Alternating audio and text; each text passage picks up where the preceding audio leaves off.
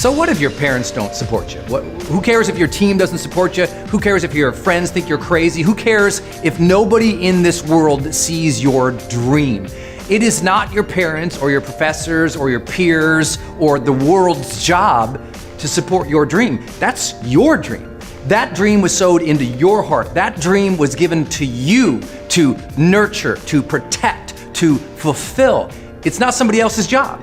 So if your parents don't like your idea, you don't have to live your life to please just your parents. If your friends think you're crazy, it's not your job to make all of your friends think that you're sane. If your professors or the people in your community think, oh my gosh, you're just reckless and crazy and stupid, it's not your job to prove that you're smart to them.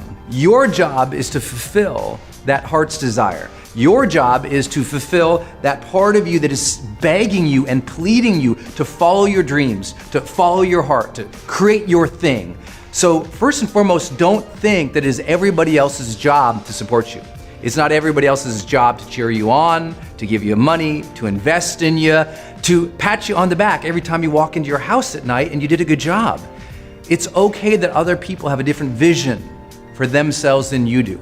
Just like you don't need to judge other people because you don't like their dreams, their desires, or the way they live their life or do their 9 to 5, then you shouldn't worry if they judge yours. And that's the first thing I always tell people is it is not other people's responsibilities to support you or to believe in you. And I know that. You know, when I wrote my first book, no one believed me. I quit my 9 to 5 job and everyone goes, well, you're so crazy to quit this job. Who are you to be a writer? You're a dumb kid. And it's true, who was I to be a writer? But I didn't worry what other people thought or if their judgment was approval for me to go ahead. In my heart, I knew I wanted to write. I wanted to create. And that desire was what I listened to, not other people's judgments or opinions. And remember, most other people's opinions are completely uninformed opinions about you. So I say, first and foremost, own your dream. It's yours, your job to cultivate. It's okay if nobody else believes you. I also think it's really important to realize that you often get more believers the more momentum you get. So stop just talking about this thing. You know, maybe you've been talking about something for 3 months, 5 months, a year, 5 years, 10 years. You're gonna go do that thing, you're gonna do that thing, you're gonna do that thing, but you don't do it. That's why you get a lot of doubters, is because a lot of people just talk and they talk and they talk and they talk, but they're not implementing. The more you implement, the more believers you get, but also the more implement you do, the more haters you gather. Because people start going, well, I wish I could do that, or who do you think you are? And so guess what? The more you follow your dreams, often the more judgment you're gonna get too. You'll get more believers and more judgment. So if you don't deal with that fact that most people won't support you, cheer you on, understand you, believe in you, then as you get more successful, you'll be crushed because you'll feel rejected, you'll feel outed, you'll feel like you're stupid, you'll feel like this is the time right now where you go, okay, I can no longer let other people's opinions and judgments and approval drive me. My art, my passion, my hobbies, my dreams, those things fuel me, not other people. That's so paramount. If you can't limit your exposure to them, then change how you react to it. You don't have to accept their energy. You don't have to integrate their criticism. You don't have to pull into your body, into your heart, into your mind, into your soul, their value judgments against you. You don't have to replay their words in your mind over and over and over again.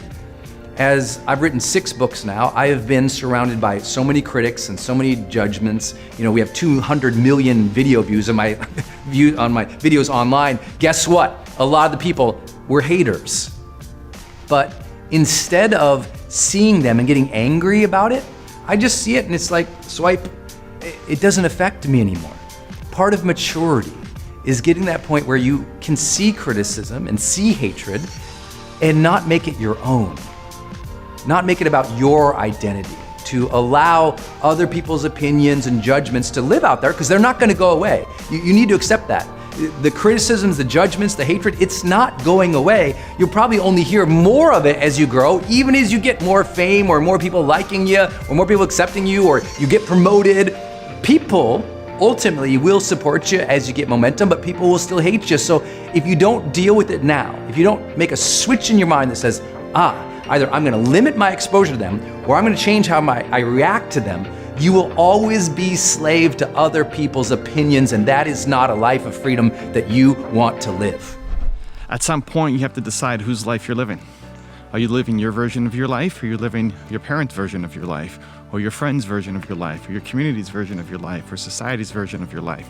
See, everybody has a goal for you, right? Everybody has an idea of what you should do with your life. Everybody has an opinion on how you should be, who you should marry, what job you should take on, how many kids you should have, what profession to get into, what country to live in. Everybody's got an opinion on what you should do with your life. And when you are not standing on a rock solid foundation, what ends up happening is you get pulled in a million different directions. Like, there is no way that you're gonna make everybody happy. There's no way, because there's different competing opinions. And so if you're trying to make this group happy, and then that group happy, and then this group happy, and that group happy, you end up making nobody happy. And worst of all, you're not happy. The biggest problem is that you're not happy. I had somebody message me on Instagram the other day saying that they want to chase down their aspirational dreams, be an entrepreneur, but their parents won't let them. Like, okay. Well, at some point you have to decide, when are you living your life, and when are you living your parents' version of your life?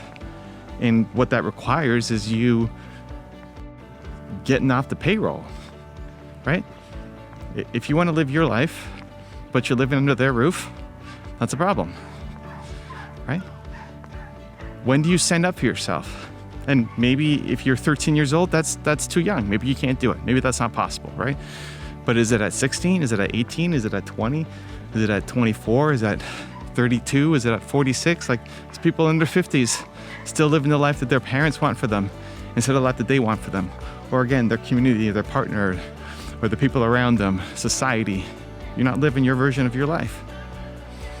And so how do we fix it? How do you gain the courage? How do you gain the strength? How do you get the momentum? I'm gonna give you a couple strategies that I hope will help. Number one is to figure out your who. What's your single most important core value? I wrote a book called Your One Word, and another one called Built to Serve. And the first exercise that I guide people through is to figure out, what is your single most important core value? What do you stand for as a human? And you can read the books to dive in deeper, but if you just thought about it, you spent 2 seconds and thought about it, close your eyes and ask yourself, what is my single most important core value as a human? What is it? And then from there, you gain a new sense of strength and courage, because mine is belief, right? So if you look at mine, believe, well, I need to then do things that are in accordance with belief. Whenever I'm not happy, whenever I'm not bold, whenever I'm feeling down, it's because there's a lack of belief somewhere in my life. Because I want to be doing something, but I'm not. I don't believe in myself, or I don't believe in the thing that I'm doing. It adds a level of clarity that I didn't have before. So what's yours? What's your single most important core value? What do you stand for as a human? And don't worry about it being perfect, but if you're not happy right now, if your most important core value is freedom, and you are feeling trapped under somebody else's rules, you're not gonna be happy. You know why? Because your most important core value is freedom, right? It starts to make sense. So identify what that core value is, because it'll help you make better decisions. It gives you the rock to stand on instead of standing on quicksand. If you're being pulled in a million different directions by other people and their agenda for your time, it's because you do not have that rock. You know something is wrong. You know you're sinking, but you don't know why. And you don't know how to stand strong. This is it. Your single most important core value. Figure out your who. That's step number one. Step number two is, once you figure out your who, we need to start to limit access or cut out the things that make us feel against that. So if my who is believe, then anything that makes me feel a lack of belief, I want to stop spending time with. I want to unsubscribe from the channels that make me feel less than. I want to stop spending time with friends who pull me down. I want to dedicate myself to not being around the negativity. Think about the last time you scrolled through Instagram or you're scrolling through YouTube. How many of the videos and piece of content that you watched made you feel better about yourself, right? Like, did it make you feel better about yourself or worse about yourself? That's an important question. Thank you. Did it make you feel better about yourself or worse about yourself? And if it's worse about yourself, if you just found yourself scrolling for 40 minutes through Instagram and now you feel like a loser, it's not Instagram's problem. It's not the platform's fault. It's the people that you're following. Stop following the people who make you feel worse about yourself. How do you know? Well, you have an audit, right? Now that you know your single most important core value, you have a gauge. So for me, does this person that I'm subscribed to or following make me feel more or less believe? Cool. That becomes an easy decision on what to do next, right? Then you go to the people in your life, your friends, your family. Do these people make me feel more or less believe? For me, right? Insert your word for you. Cool. Less, stop spending time with them. Maybe completely cut off access. Or if it's, your parents or somebody really close to you, then put up walls over the things that you will talk about. Limit access. You may not go to the extreme of completely cutting the person out of your life, but at least limiting access so that you don't wake up every day and feel terrible, right? I think that stuff matters. So step number 1 is we're gonna figure out our most important core value. What's your who, right? Step number 2 is then we're gonna restrict access or cut off the people, the things that we're feeding into our mind that make us feel worse about ourselves. And then 3 is we need to inject new great things into our lives. We need to inject new positive, amazing people into our lives, right? People who make you feel your core value, belief, for me, right? So I make my videos still for myself. The videos on my channel, I wanna watch for myself. And thankfully, you guys like it enough that I can turn it into a business, bring on an amazing team, and help go off and inspire even more people. But it's a conscious choice. Most of us wake up like an accident and fall into our day. And it's time to make a conscious choice to shift that, to say no.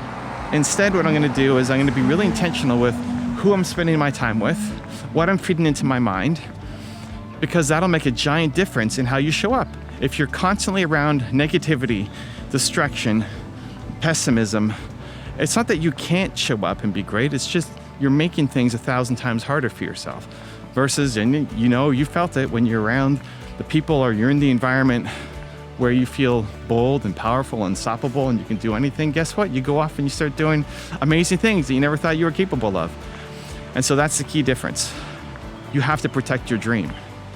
You have to realize that everybody has that dream for you, and it's not really for you, it's mostly for them, right? It's like they gave up on their dreams, they never chased down their goals, and so now they're putting all their hopes on you. They want you to go live the life that they never had. But that's not a fair burden to carry, because you don't want their life. You don't want the same things that they want.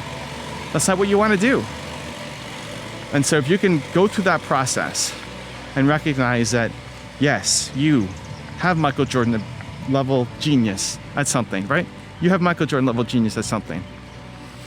You can be great. And it's probably not doing the things that your parents wanted you to do, or your family, your community, what you grew up learning in school. It's probably something completely different. And when you can figure out your most important core value, when you can completely eliminate or cut off access to the people, the things that bring you down, and we can inject the positivity into your life on a daily basis, on a consistent basis, it'll change everything. Everything. Time to get to work.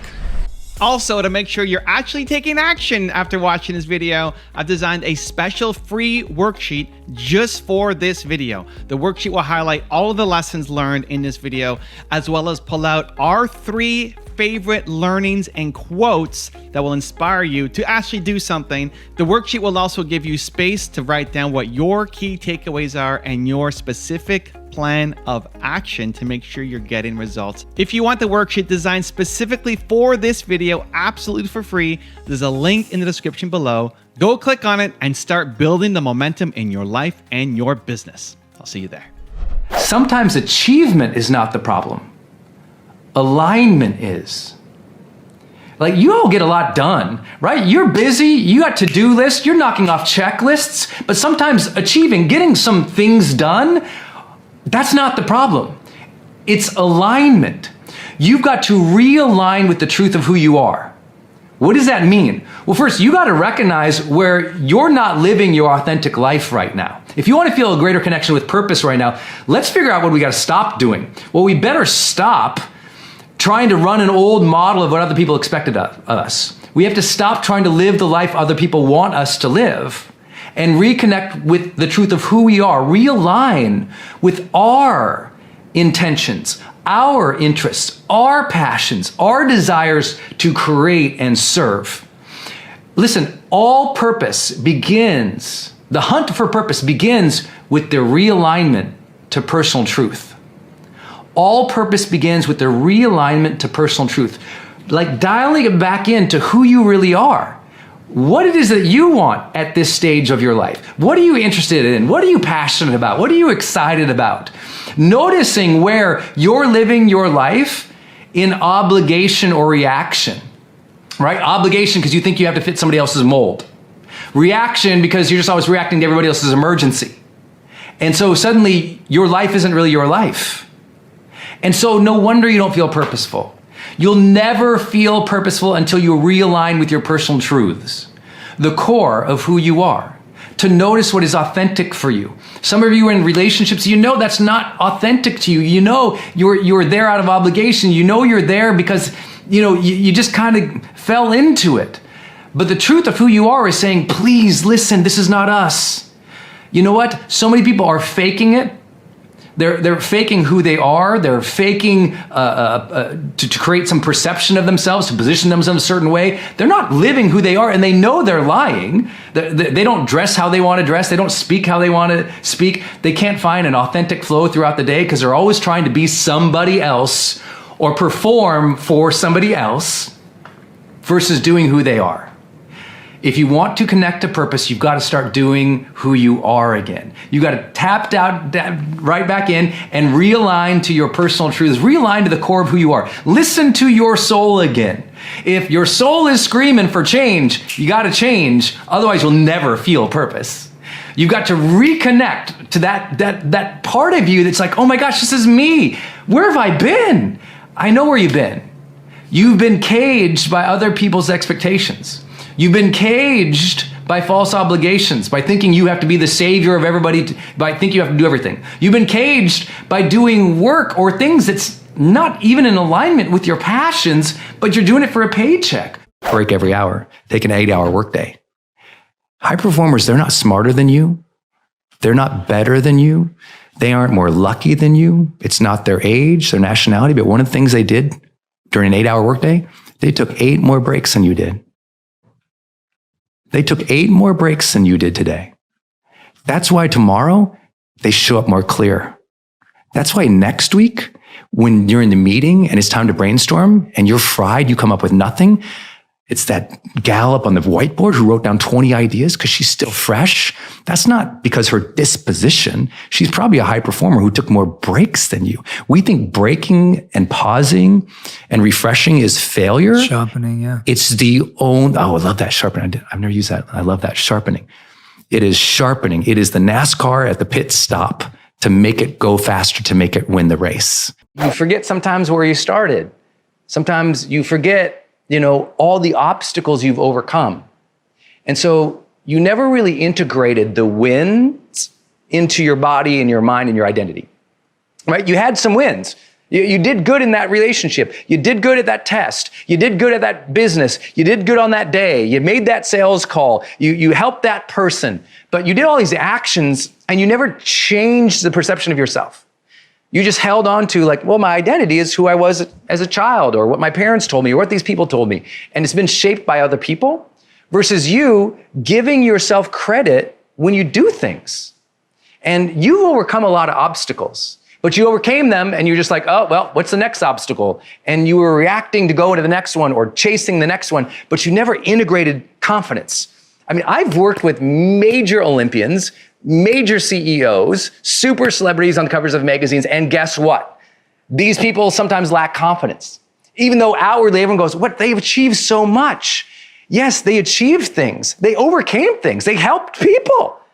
And yet they never stopped and said, you know what? Let me tap that into my identity a little bit. Let me allow myself to feel that credit. Let me appreciate myself and how hard it was to overcome these things or even just to survive today. Here's where you lack confidence in life. When you won't share your truth because you're worried what everyone else thinks. That's what high schoolers do. You don't do that anymore. You're too damn old. Now you share your truth with other people and realize most of them won't get it, won't understand why it's important, won't support you, won't care, or at least won't get in your way and say anything at all. But the less you speak your truth to other people, the more superficial your connections are with them. See, people often say, well, Brendon, people don't know me. Well, whose fault is that? Is it their fault they don't know you? Or have you actually provided consistent enough intel, congruently enough, over and over? They're like, I know that person. People in my life, they know me. They're like, that's Brendon. Because I say it, I speak it, I walk it, it's my truth. So that it's easier to connect with me because they understand me. And I think that's what's important for you too. Like, you got to speak your truth more often. Do the people around you really know what you want in life? Often, when we really lose confidence, we've really lost sight of the future. You know, we're so trapped in today and doing things, and we're busy, and we've lacked that ability to really connect with the dream, to see it, to feel it, to touch it, and let the dream energize you, even if you don't feel good about yourself. There's days I don't feel good about myself, even today.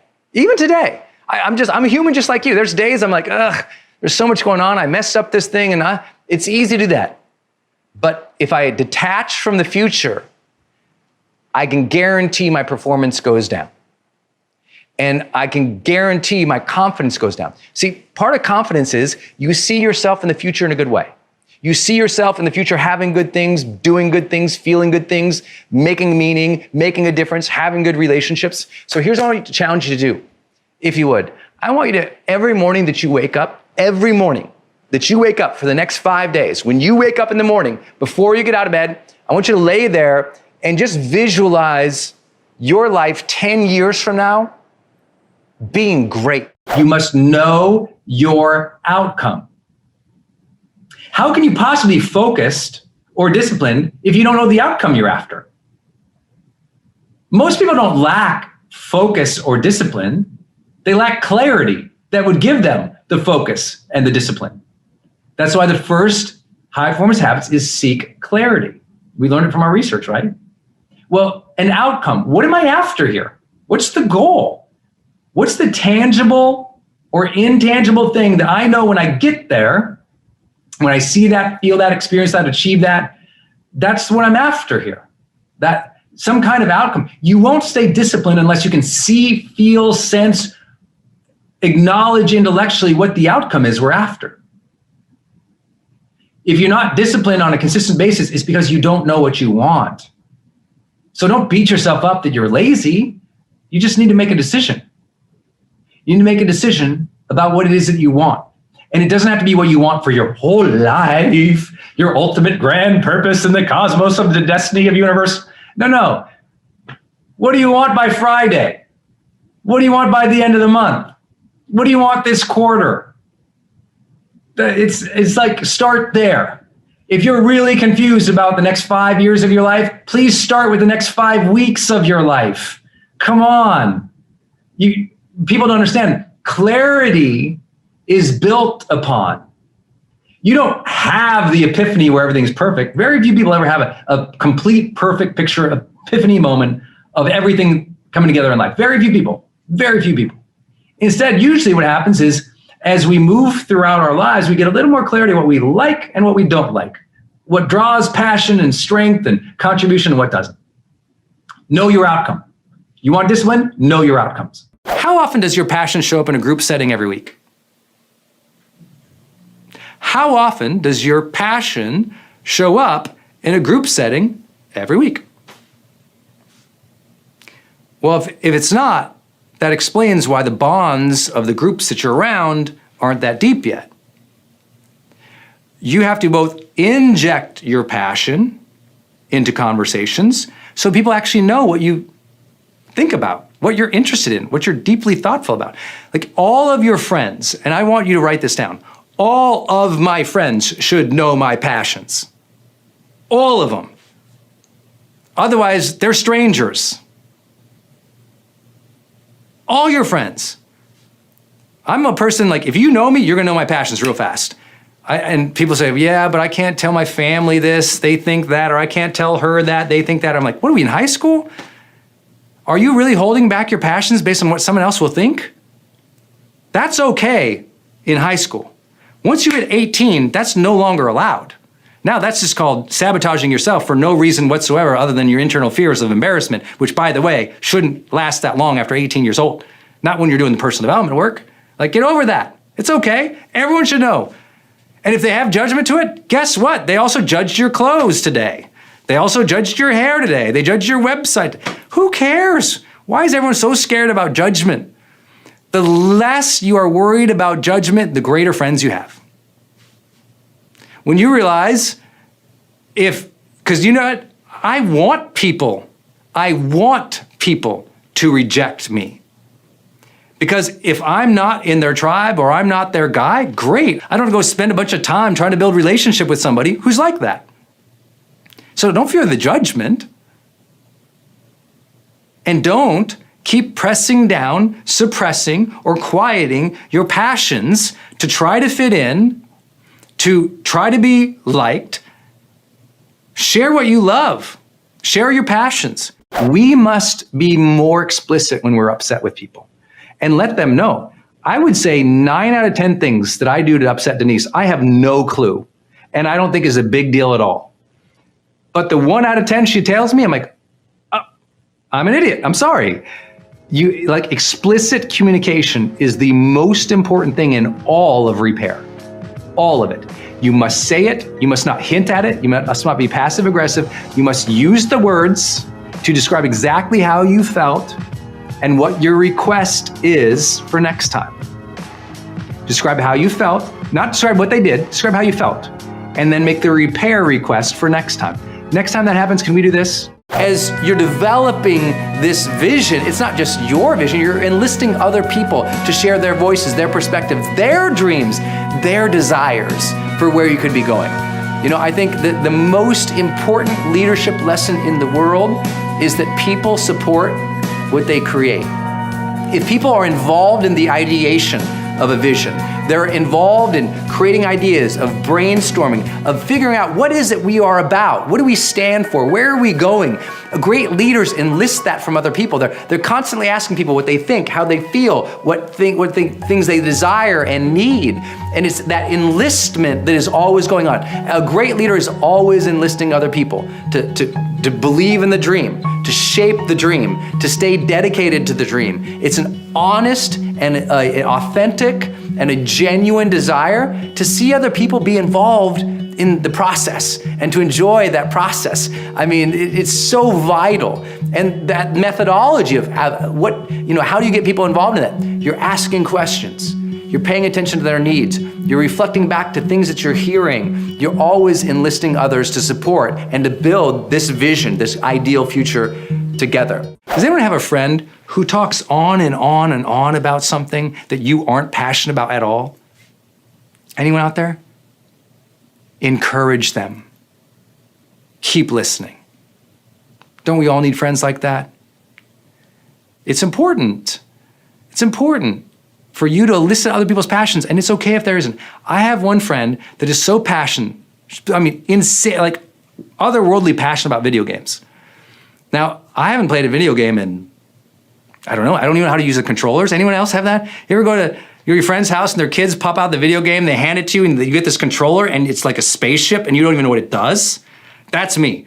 I don't know how to play a video game. I'm not interested in video games at all. Like I'm not even interested in it. And I have this friend. We will go out, and he will tell me about video games for like 90 minutes. And I'm so interested because that's his passion.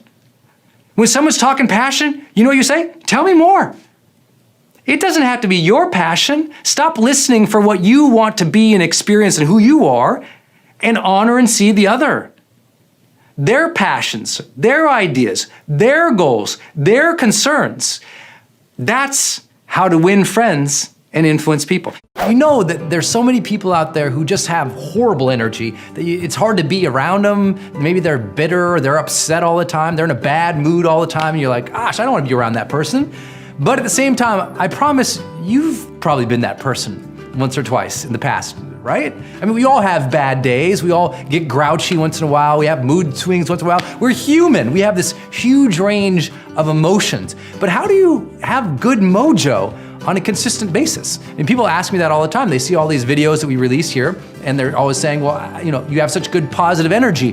How did you develop such good positive energy? And I'm not sure it's something that necessarily you develop. I think it's just something that you choose to generate. I always say you don't have good energy, you generate good energy. But I think there is a few things that we can learn from really positive, buoyant people who have good mojo, right? Think about it. Do you know somebody who just has awesome mojo? Like, you get around them, you feel good about life, you feel good about yourself, you're inspired by them. What is it? What do they have? What are they generating? What is it about them that makes you feel that way? Well, I've noticed that the first trait of people who have good energy, good positive mojo, the first thing is they're released from the past. They're not carrying their junk into the current moment, They're actually right here with you in the present moment, detached from the past. It's like if you go out with your bunch of friends and you're having a great lunch together. The reason the lunch is going great is because everybody's just there and they're vibing, they're telling stories, they're having a good time. It's not that they have all this heavy burden from them from, yesterday or the days before.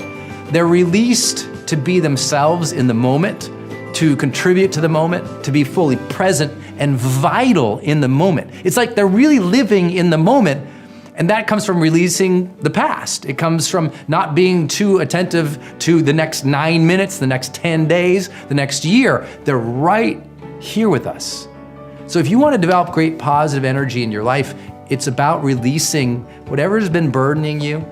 You maybe been carrying a cross or a frustration or an upset for so many years, and maybe it's time to let it go. Just to give yourself that gift of having the freedom in the moment to actually feel positive. Leadership, the delegate dance is always about the vision decision. It's about you, or the leader, or the group of leaders, taking the mantle and that authority and accountability to say, okay, we've listened to all interested parties. We've done our best to understand what everybody needs and wants. But ultimately, this is the vision decision. This is where we are going to go together as a group. Someone's got to hold that space, take that mantle, lead that charge, repeat that vision over and over and over. Somebody or some group's got to own that. When you look at great movements that could have been, they didn't have someone or a particular group owning that vision decision. Because, right, you've heard also the phrase, too many cooks in the kitchen, too many voices, lacking aim or organization and alignment is ruined. So you've got to decide, okay, I have this movement, I have this idea. Are you going to be the vision decision maker or among that group? Like in companies today, right? In the crazy times we're living economically, where there's so much funding of new startup companies, as an example. It's all about, okay, who's on this team? Who's the decision maker? What are they capable of? And where do they want to go together?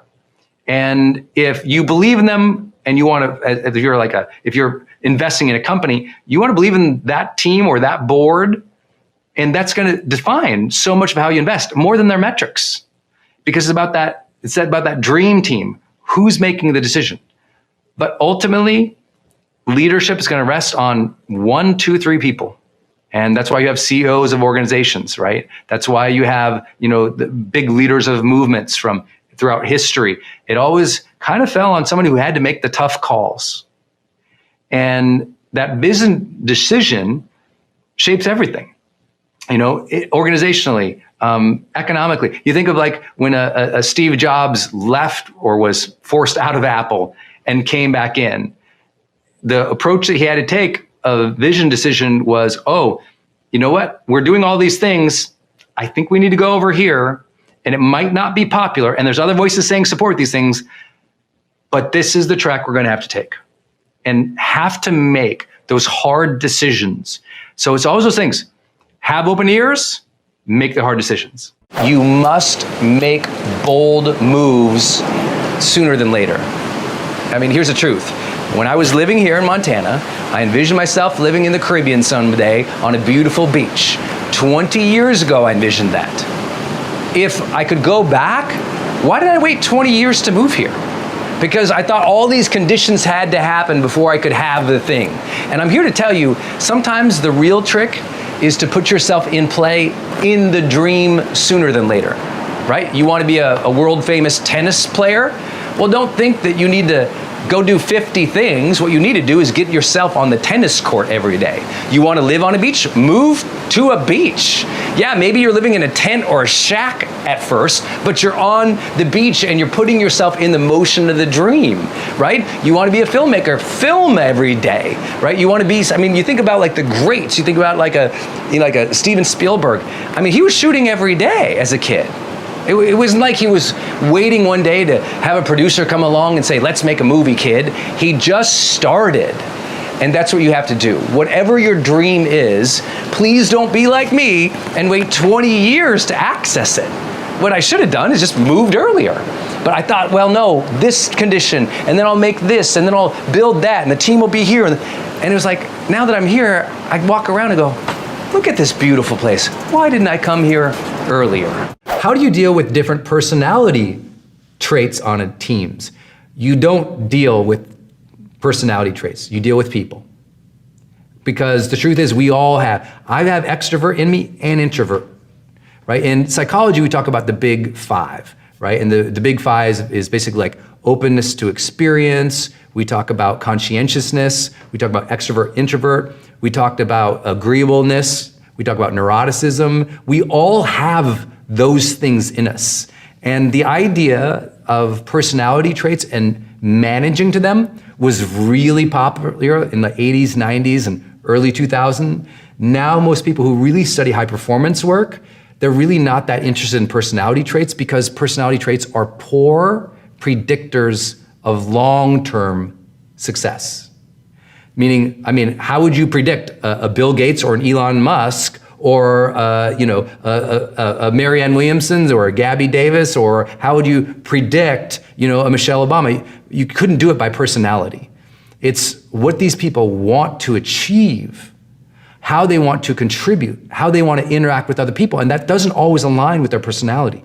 So stop worrying about personality traits, meet people where they are and how they are, and understand what do they really desire. Not that personality assessments can't help with that, Capino, but it doesn't correlate with long-term success. So all the ideas that we're supposed to measure people by personality assessments have all fallen flat when correlated with long-term success or productivity. And so those who really appreciate that reality of science then have to ask, what's a better way to do it?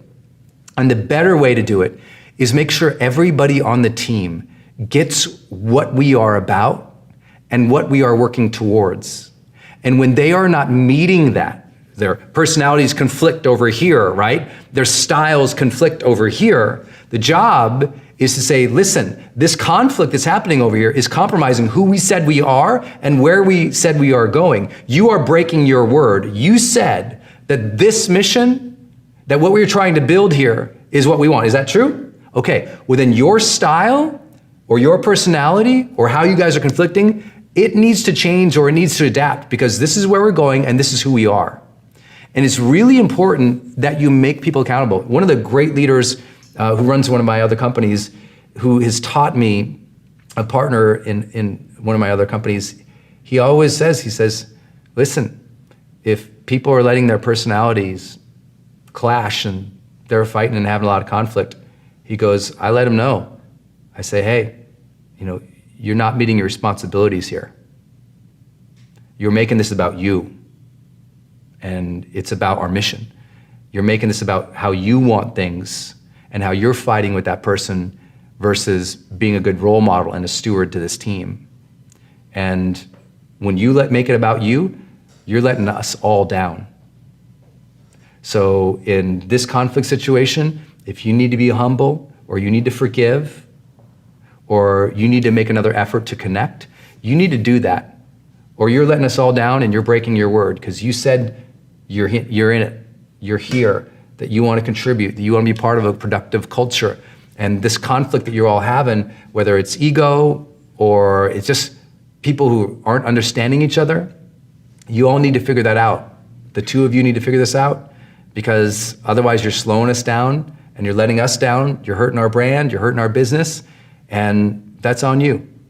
So what are you going to do to make it better? And it's like, whoa, that's real talk. That's a lot better than saying, you know what, I think you guys should take a personality test and just see how you could work together. No, it's like, you're professionals here. It's like, it's okay. In almost everything we've actually learned in the studying of performance of teams, having diversity and differing personality styles is great, and it doesn't impact performance. That's just one more indicator that measuring personality traits and styles really is a not useful thing, because all we know is the more we throw together, the more you're probably gonna do better anyway. So this whole idea of like, I'm scared of managing difference and diversity is what makes people perform higher, as long as there's openness in the culture to that difference. Please make sure you read the culture code that will help kind of work through that and avoid personality traits as much as possible. Manage people towards the things that you've agreed to go towards. We have to evaluate. So the hardest things that we do in all of leadership, to evaluate the key people who are with us, their contributions, evaluate their skills, evaluate their needs, and to evaluate the ethics that are going on in our organization, in our team. Are we being excellent and are we being ethical is the questions that we're evaluating on, right? Are we being excellent and ethical as we are progressing, which I guess would be the third question. Are we progressing? If not, why? Are we being ethical? If not, why? If our people are not being excellent, if not, why? These are the questions that we have to ask as this practice. And evaluation, it's like every day as a leader. You know, you've got to keep your thumb on the pulse to see, hey, how are we doing? Are we alive? Are we moving forward? That evaluation also brings up the incredible challenge that we face as leaders, which is to give honest, direct, immediate, constructive feedback to those people who are trying to influence and lead. You know, to our collaborators, to our friends, to our followers, whatever word that you use for them. I mean, it's vital that we are paying attention and seeing when things are going off the rails, you know, that we never check out. I mean, it's a consistent process of checking in and seeing how we're doing and paying attention to really evaluating the progress of our mission. The human brain has an incredible capacity for guilt. And most people unconsciously let that roll over them and kick their butt and make a horrible life. I love guilt. Guilt is a tool. Guilt is a weapon. Guilt does not have to be a bad thing. It's not like I perpetuate, but I'm like, I love that I feel bad when I don't do a good job. Most people hate that about themselves. I love that feeling. I'm like, I didn't do a good job there. Next time I will. So some people, guilt is discouragement. Other people, it's a signal for learning. To me, guilt is a signal for learning. It is the body and the brain, the spirit, knowing what is right, knowing what is wrong, knowing what's great, knowing what's mediocre. And it's saying, hey, do a little better.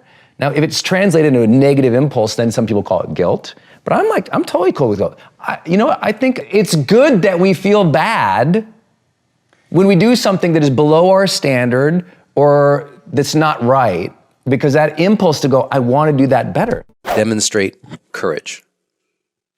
And I think all personal development people, of course, you know, but they actually, high performers do demonstrate courage. Like we can measure it from peer feedback. We can measure it from their self-assessments. We can measure it from, we have this thing called the high performance indicator assessment. You take it, you get scored on all 6 habits. It's free on the internet, on the interwebs.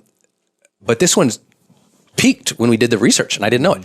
And it is, high performers are more willing to share their ideas, their thoughts, their feelings, what they need, what they want, and they do it more consistently than their peers. Even when there's risk or uncertainty, you do a great job. I know you have, the book's coming out for you, talking about men and being vulnerable.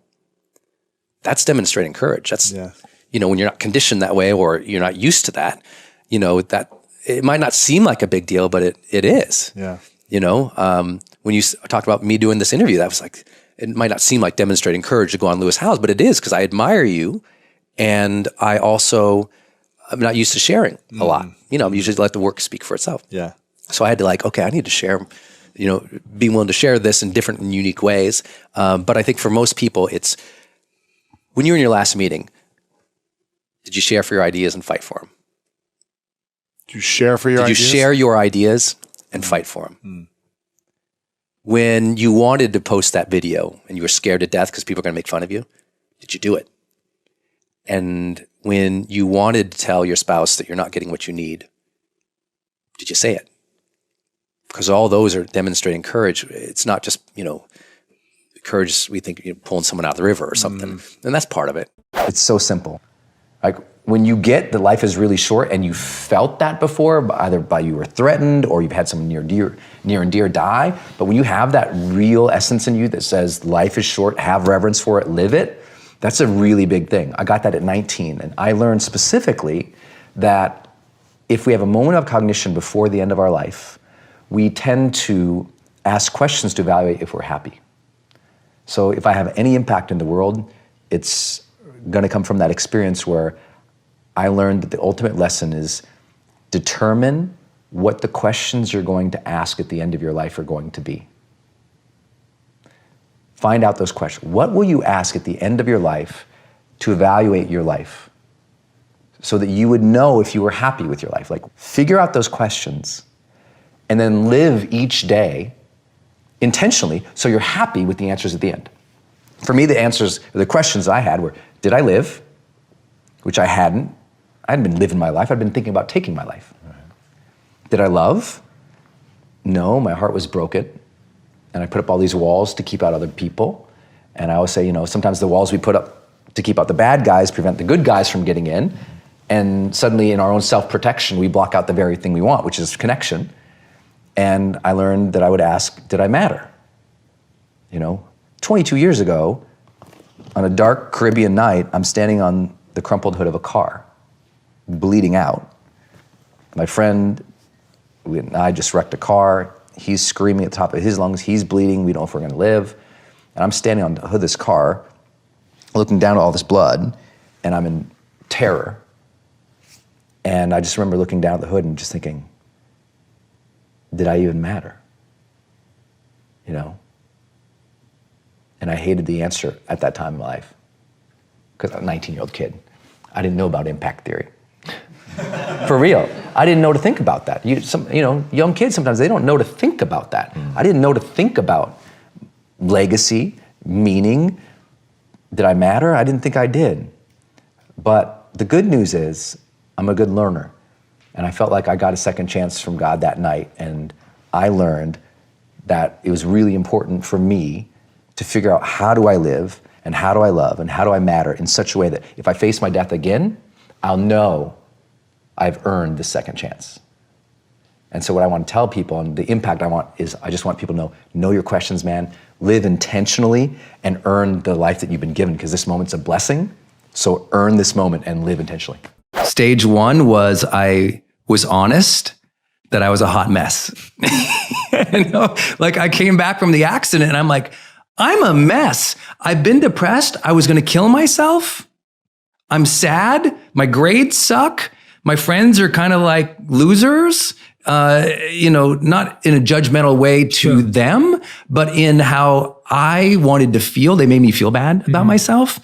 And that's why I think a loser isn't what they've accomplished, it's how they make other people feel. Two different things. They made me feel bad. And I thought, I don't have it together. And that began my great and long-term committed search to studying psychology, because I'm like, why do I think so dumb? Why do I feel so bad about myself? How do you overcome, depression? How do I deal with this sadness? Why do I still have so much hatred in my heart about something that happened so long ago? Like, just all this, like people say forgiveness. How do you do that? I remember seeing, this is way back, Oprah had Oprah.com. And I thought, how cool would it be to have your name, .com. Now, I sought this kid out. So I went to Brendon.com, and this guy, he had his resume up there. And that's all he had, was a resume. So I emailed the guy and I'm like, hey man, I'd really love to own this website. Could I buy it from you? He goes, no, it's my name. I'm like, dang it. And he says, no, I got my mom, she's got, an email, we have an email associated with the domain. Right. All this stuff. I said, oh man. All right. So I set it in my calendar. Every 6 months for 6 years. Whoa. My calendar would go off and I'd email him again. Email him again. Email him again. Email him. It took 6 years. And on the 6th year, he said, you know what? Yeah, I'd be interested in that conversation. Sold it. So I got Brendon.com. I'm really happy about that. Really thrilled. Stupid story, but I was like, yes! Determination! If you want another amazing Brendon Burchard video, check it out right there next to me. I think you'll love it.